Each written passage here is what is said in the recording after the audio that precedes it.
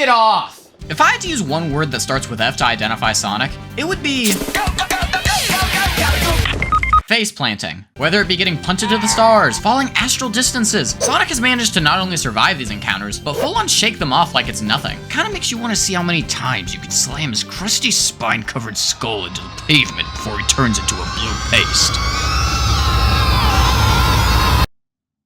So how strong is Sonic? And I don't mean how hard can he hit, I mean how tough of a beating can he take? How much force is required to keep him down? Well, let's find out as we look at some of Sonic's most death-defying injuries and determine which one was closest to croaking the Cerulean Cyclops. Man, alliteration is hard. Here I've chosen 5 of Sonic's most death-defying injuries to test his durability. Why 5? Because I need my fingers to count and 5 is already pushing it.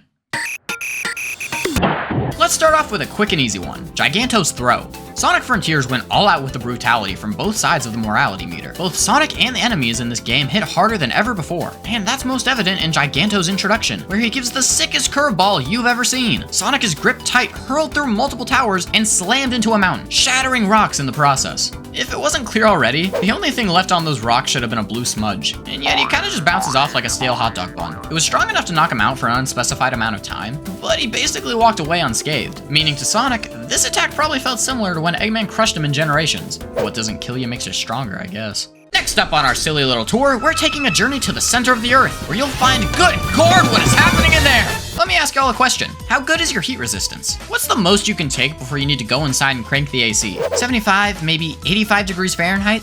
That's cool, that's cool. So anyway, Sonic doesn't even sweat at over 9,000 degrees Fahrenheit. Show off. Why does no one ever talk about this? Everyone's laughing about Mario surviving the vacuum of space. Meanwhile, Sonic's blasting through the planet's core like Waffle House traversing your bowels. For those of you who still don't comprehend what I've just told you, this is like Sonic deciding to take a quick jog on the surface of the sun. So not only can Sonic withstand impacts of insane force, but he can endure and even thrive in temperatures no living creature should even consider of testing. No, gosh dang it, Link, what did I just say? Boosting! Now here's one I'm sure you've thought of, but have you really thought about it? Sonic goes from standing still to... Now, this isn't my math, but Sonic Unleashed shows that the Lightspeed Dash clocks in at 385 speed in the checkpoint speedometer. Sonic moving at his fastest within Unleashed clocks in at 4,399 speed. 4,399 divided by 385 equals 11.42, meaning the top speed you can reach in Unleashed is 11.42 times faster than light. Again, not my math. Even if we don't go with this insane speed and do an easy 300 miles per hour, there are several things to consider here. You're going from 0 to 300 in the span of a second. The G-force alone would crush our bodies into less than nothing. But I guess hedgehogs are built different, so Sonic just goes. So we've got force, we've got speed, we've got heat. Now what if we combine them? Falling is just part of Sonic now. It's shocking if there's a product where he doesn't land on his face at least once. But my favorite of these falls are when he decides to start by re-entering the atmosphere. This is actually one of the lighter feats, not going nearly as fast as his top speed, and not even close to the heat of the planet's core. But, I mean, he's falling through the atmosphere, and I had to mention it. This isn't a modern exclusive either. Sonic was skydiving as early as Sonic 2, showing that even before he was used to being crushed like a roach and cooked like a microwave dinner, his little hedgehog body could take it. But again, that's the least of the Cyclops' celestial accomplishments. The real interstellar insanity comes from Sonic just casually tanking a black hole. Of all of the games for him to do this. In Sonic Colors, Eggman's final defeat ends with Sonic destroying the terminal that chained all the planets, causing a black hole to form and suck in everything.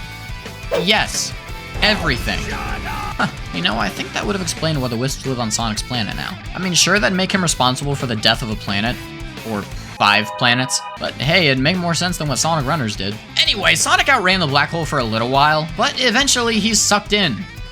And merely faints.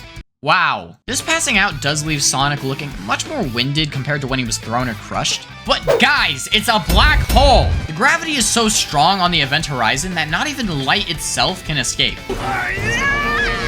In other words, according to this random website I found on Google, and I'm totally willing to risk my credibility on, a black hole like this can reach up to 1.6 trillion Gs. You should either be shredded to pieces or have much longer legs. Ah, dang it! So not only should he be dead, but his body shouldn't even exist anymore. He would have been ripped to shreds. You know, for the time this game came out, that would have been pretty poetic. The Wisps are made of energy or something, so they didn't die either. But, I guess even though he didn't get crushed or ripped apart, this was the closest thing to killing him. Sure, he didn't die right away, but he would have eventually. Floating out in space, all alone with no one to help? No! Not good enough! If we're gonna find out what could actually kill Sonic, I've gotta take matters into my own hands.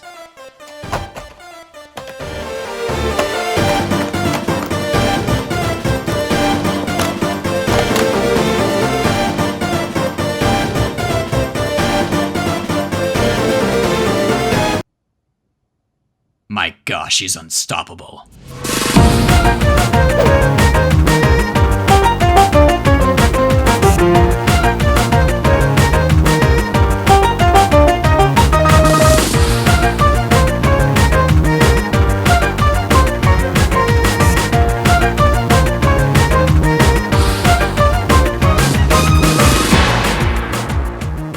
Should we kill this guy?